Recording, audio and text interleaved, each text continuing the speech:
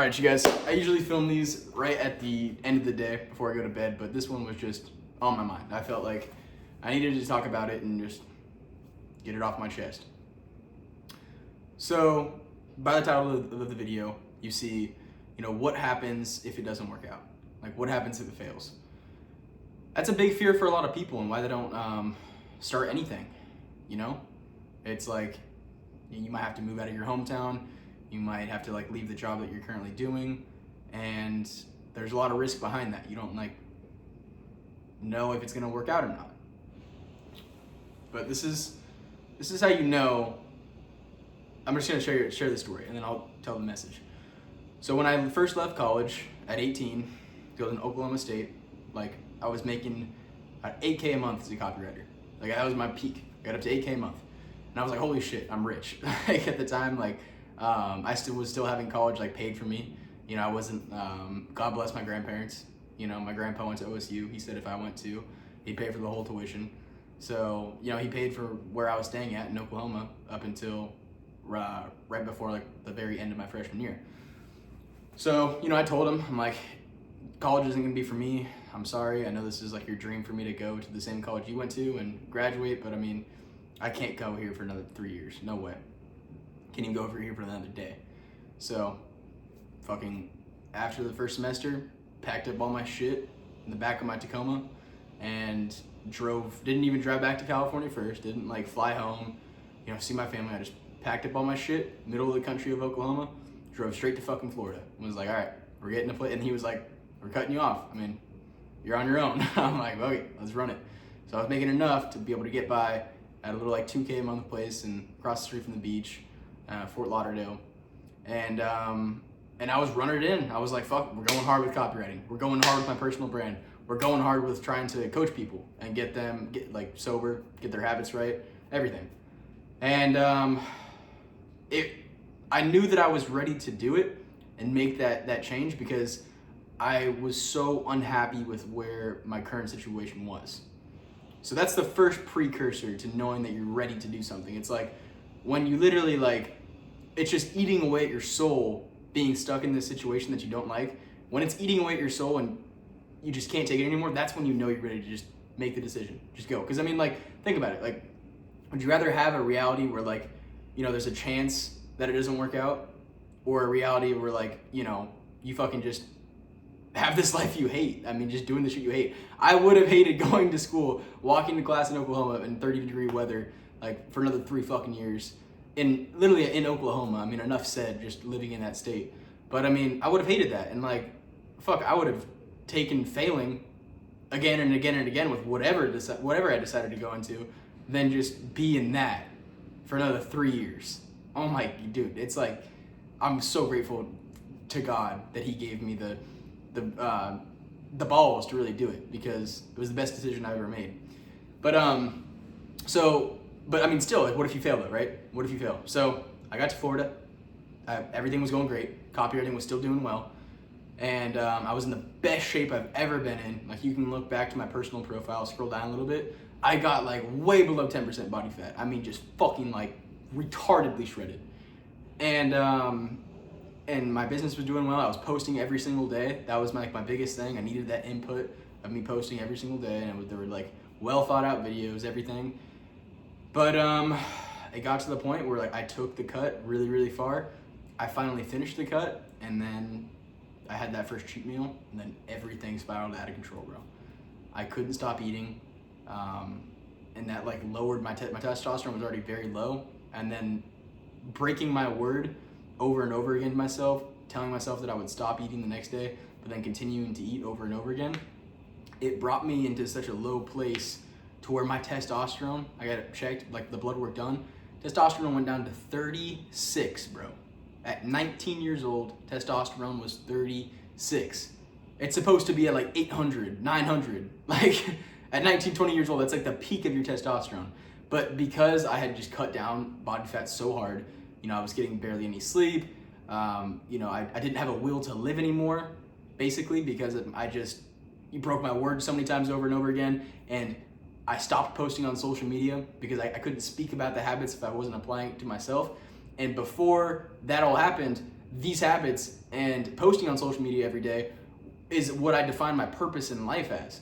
I define that as my purpose. So dude, imagine just going from like living like your purpose driven life, like you're in complete alignment every day you wake up, just knowing that like you're reporting straight to God, and then all of a sudden you just completely slip and step back on all your habits and fuck up completely.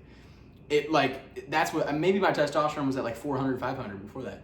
And just the fact that I got out of alignment is what brought it to 36. But I have the documentations, the papers. It literally got to 36, bro. 30 fucking 6. I'm pretty sure like a 70-year-old man with erectile dysfunction has like 70 or some shit at least. So insane there.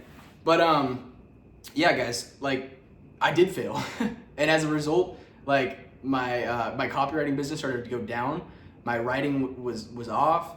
I was down to like $1,500 a month, and that didn't even like that barely covered rent. Basically, barely covered rent with a little bit of like commissions and like little things on top of that. Copywriting was barely scratching my rent, not even including like food or anything like that, utilities, that kind of shit. So I had to get a job, bro, and I got a job at a restaurant serving as a food runner. I was the only white kid in there, 19 years old. And it was at this place on the beach called Aruba's. You can look it up, Aruba, Lauderdale by the sea. I was the only white kid in there. It was a Haitian kitchen. Nothing against the Haitians. I actually became very cool with all of them. But like, dude, I felt like I just completely failed. I was like, oh my God, I just dropped out of college. I just like gave up this whole other path for this one that now I'm not doing at all. I'm not posting anymore. I'm overeating still every single night. I totally fucking failed, bro. Totally failed. Now I'm here showing up. Like, I never thought I'd have a job again. But like, here I was like clocking in, clocking out. I still had the copywriting business on the side that I would work on before and after work. But here I was, bro, I worked 5 days a week. Like 8-hour shifts. 8-hour shifts, 5 days a week, bro. 40 hours a week into this job, serving fried grouper sandwiches, bro. Like fried grouper sandwiches and like burgers to tables. They wouldn't even make me waiter. They told me when I first got hired that I just had to work there for like a couple months, and they'd make me waiter and server, so I could just at least make like 300 a day on a really good day. I'm good at talking to people and all that. But I would walk away with like $100, $70 sometimes a day, bro, after working there for 8 fucking hours. And when I got hired, it was August, so it was slow season too. So we would some days we would only have like 30 tables come in for the entire shift. So I'm like, when I first joined and like got hired, I'm like, is there anything I could be doing like while we're waiting? They're like, nah, man, just sit here. Just wait for the next table, bro. I'm just like, what the fuck? Like, this is, and all the Haitians are like fucking around. They're all like making gay jokes, like Moto CC, which means like the word that rhymes with maggot, starts with F, in Creole. So I learned a little bit of like Creole, which is I guess kind of cool, I guess. But they would just be fucking around, just being gay with each other. Like I'm sitting there, just the only white guy, like fucking basically I gained 30 pounds. I'm like not posting on social media anymore, thinking I just ruined my life, not wanting to live anymore, bro. I remember like literally looking at the fucking clock, like waiting for my shift to end. And as I would like stare at this clock on the wall, with like my back up against like the food line, just waiting for the next order to come in, staring at the clock, like, bro, it sounds like dark, and I'm not trying to make this like some sob story where you feel bad for me. It's just what I did. But I would look at this clock and I would just visualize ways of smoking myself. Like straight up, I'm like thinking, okay, well now I live in a state where like you can legally get guns. I looked up how to legally get a gun. And I would just think about what it would be like to be in my office. I would visualize it completely. Like be in my office and just like literally just smoke myself. Like how long it would, like what it would look like on the wall splattered fucking behind myself, how long it would take for like them to find my body. Like it's fucked up. It's totally fucked up. And again, I'm not trying to make this some like sob story, but like I knew that I was living in complete unalignment. I didn't know how to get my spark back. and I knew that I didn't want to exist if I wasn't in alignment. But I didn't know how to get back. So I was just like, okay, what's the only other solution? Like visualizing smoking myself, bro. Like, just how it was. Thank God I came across running, because running ended up allowing me to stop overeating. And thank God George came into my life. He flew from California to Florida, and within a few months I quit the job once he came down, and then I went even harder on copywriting, and actually had like a 5K month, so I was making more than I was at the restaurant too. So I caught myself up. Then we got into Seawoke meeting. But if I didn't have my brother with me, George, if I didn't get into running through Nick Bear, like those things got me back into alignment. But the biggest thing is just that, like, either way I would have figured it out. Either way I would have gotten back into alignment. Because one, I don't believe in suicide. I'll never kill myself. I might think about it and I might like want to do it, but it's never gonna happen. It never will. And I know that I'm always going to still win, even if I'm losing on like a long streak. I know I'm always still going to win, because the guilt and regret that I feel from being unaligned is always going to be heavier than the next person's.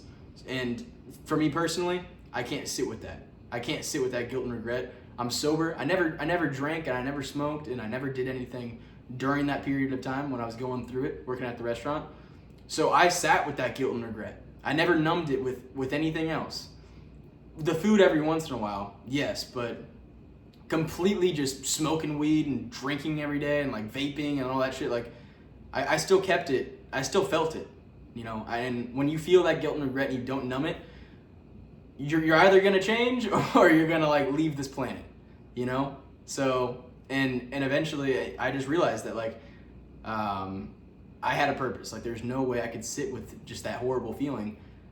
I gotta make a choice. Like, do I fucking just start again, or do I not? And like, of course I started again. So basically the whole point of this video, what I'm trying to get at, is that you're never going to, like, even if you do fail the first time, you're always going to get, like, if you were meant to go on this path and do something great, you're always going to get back up, because the pain that you feel of sitting in the situation that you're still in is always going to be greater than like the temporary failure that you might be going through.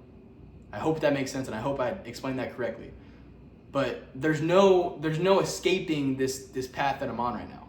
Like there's no escaping it. Like I could quit for a little bit, like I did in 2024, very beginning, start at the beginning of 2023. I could quit a little bit, like I did, but the urge to want to get back on track and start posting every day and putting out content and preaching about these habits, it's always going to be in the back of my mind, like in the back of my heart. Like there's no escaping it. So it's either like I can try to ignore it for as long as I want, but it's always going to be there, and it's always going to be just a voice in the back of my conscience screaming at me to start again.